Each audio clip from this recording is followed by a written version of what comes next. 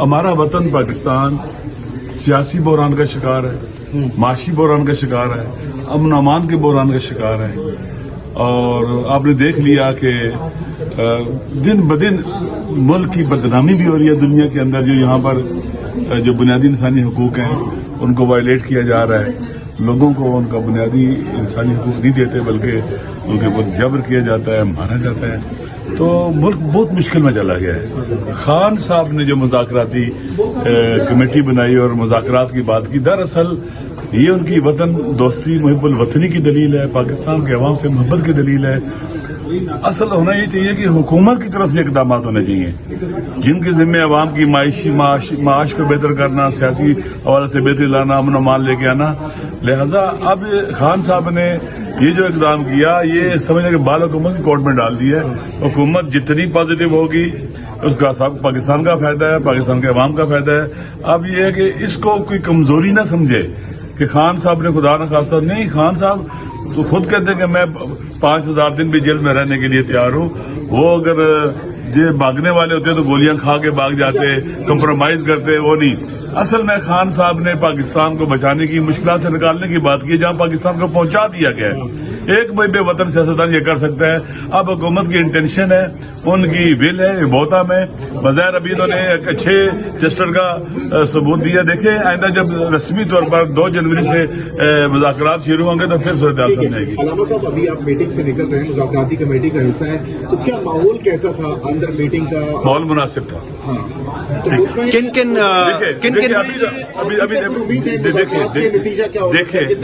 دیکھیں مذاکرات میں صبر اور پیشنس بہت ضروری ہوتا ہے.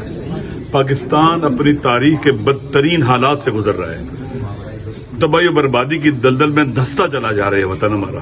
جو ہمارے اطراف میں تحولات اور چینجنگ نے دنیا میں جو تبدیلیاں ہیں وہ ساری اس بات کی عکاس ہیں کہ ہمیں پاکستان کو بہتر کرنا ہے. لیکن اس کی ساری ذمہ داری، میکسیمم ذمہ داری وہ حکومت کے اوپر ہے، حکمرانوں کے اوپر ہے اور پاورفل طبقات کے اوپر ہے جنہوں نے پاکستان کو یہاں تک پہنچایا ہے. سر آپ نے کون کون سے مطالبات رکھے حکومت کے سامنے؟ مطالبات 2 کو بتائے جائیں گے. ابھی کلی باتیں ہوئی ہیں. جی سر. کوئی کلی باتیں ہوئی ہیں کہ خان صاحب سے اس کمیٹی کی ملاقات کرائی جائے کیونکہ خان صاحب لیڈر ہے پی ٹی آئی کا.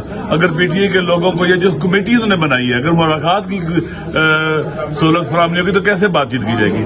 لہٰذا دوسرا گڈ جسٹس شو کریں. جو پاکستان سیاسی قیدی ہیں، بے گناہ جیلوں میں پڑے ہوئے، ان کو چھوڑیں. سیاسی حکومتیں سیاسی قیدیوں کو اس طرح سے نہیں رکھتی جس طرح سے آج کل وہ لوگ رہ رہے ہیں. تو کہا گیا کہ آپ ان کو چھوڑا جائے. جو جیسے ایم این ایز کو پنجاب میں ایم پی کو تنگ کیا جاتا ہے، ان کو ٹارچر کیا جاتا ہے، ان کو پریشرائز کیا جاتا ہے، ہراس کیا جاتا ہے، یہ جو ہے نا پریکٹس ختم ہونی چاہیے. اس کو ٹھیک کیا جائے. بہت شکریہ سر. بسم اللہ الرحمن الرحیم. اچھا، آج آپ نے تو رپورٹ کر دیا ہے کہ آج ہماری میٹنگ ہو گئی ہے. اس پہ ہم نے اپنا نقطہ نظر بھرپور طریقے سے رکھا کہ جو ہمارا موقف ہے کہ ہمارے جتنے قیدی ہیں انکلوڈنگ عمران خان اور جو ہمارے ورکرز ہیں ان کی رہائی اور جوڈیشل کمیشن کے حوالے سے جو ہمارا مطالبہ ہے کہ سپریم کورٹ کی سینئر ترین ججز کی جو ہے نا جوڈیشل کمیشن بنایا جائے. اور اس پہ چونکہ ہمارے آج جو ہے نا جو ہمارے باقی ممبرس تھے اویلیبل نہیں تھے. عمر ایوب صاحب کا پشاور ہائی کورٹ میں کیسز تھے، علی امین صاحب کا جو ہے نا کیبنٹ میٹنگ اور پھر جو کڑم پر جلال کا جو ایشو ہے اس کے اوپر کوئی میٹنگ تھی. تو اور حامد خان ڈھاکہ میں تھے، ہمارا جو سلمان اکرم وہ بھی اویلیبل نہیں تھا. تو ہم نے یہ طے کیا کہ ایک پراپر چارٹر آف ڈیمانڈ ہم بنائیں گے اور 2 تاریخ کو جو ہماری میٹنگ ہے اس میں ہم پورا اپنا جو ہمارا جو بھی ڈیمانڈز ہے جو بھی ہے اس میں رکھیں گے. ہم نے یہ بھی مطالبہ کیا ہے کہ عمران خان کے ساتھ جو ہے نا ہمارا رابطہ استوار کیا جائے، اس کے ساتھ ہماری میٹنگ ہو تاکہ جو بھی ہو، کیونکہ وہ ہمارا لیڈر ہے، انہی کی انسٹرکشن پہ ہم آگے بڑھیں گے. تو حکومت نے یہ مطالبہ مانگ لیا ہے کہ ہم آپ کو ملاقات ارینج کرتے ہیں.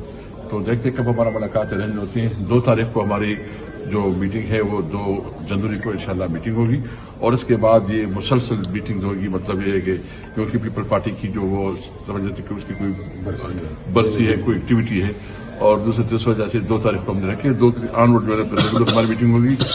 جو ہمارے ورکرز ہیں جو اس وقت جیلوں میں اس کے اوپر بھی ہم نے بات کی اور جو اس وقت ہمارے MNS کے ساتھ جو پارلیمنٹیرین کے ساتھ جو ہو رہا ہے جس کے پنجاب میں اس کے حوالے سے بھی ہم نے اپنا نقطہ نظر رکھا ہے اور انہوں نے بتایا کہ ہم اس پہ بات کریں گے.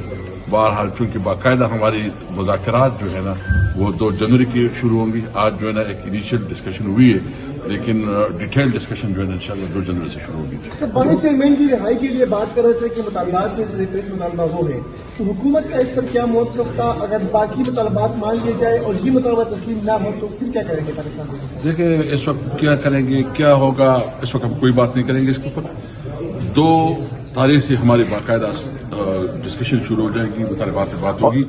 آج وہ انیشیل میٹنگ تھا اس پہ اتنی ڈیٹیل نہیں, صرف اپنا موقف رکھا ہے. جو میں نے بات کی ہے کہ رہائی جو ہمارے اسیر رہنماؤں کی رہائی, سیاسی قیدیوں کی رہائی, ہمارے جو جوڈیشل کمیشن سینئر جو ججز اس کے ماتحت جو ہے نا جوڈیشل کمیشن, اور جو ہمارے پنجاب میں ہمارے لوگوں کے ساتھ جو ظلم ہو رہا ہے اور خاص کر جو ہمارے غریب ورکرز ہیں ان کے حوالے سے, اور جو شہید ہوئے ہیں ان کے حوالے سے بھی ہم نے بات کی. اور 9 مئی کے حوالے سے بھی فرما دیجیے گا کہ آپ کی پہلے بھی حکومت کے ساتھ ملاقاتیں ہوتی رہی ہیں. 26ویں ترمیم میں بھی ہم نے دیکھا, آج بھی آپ کی یہ مذاکراتی کمیٹی بیٹھی ہے.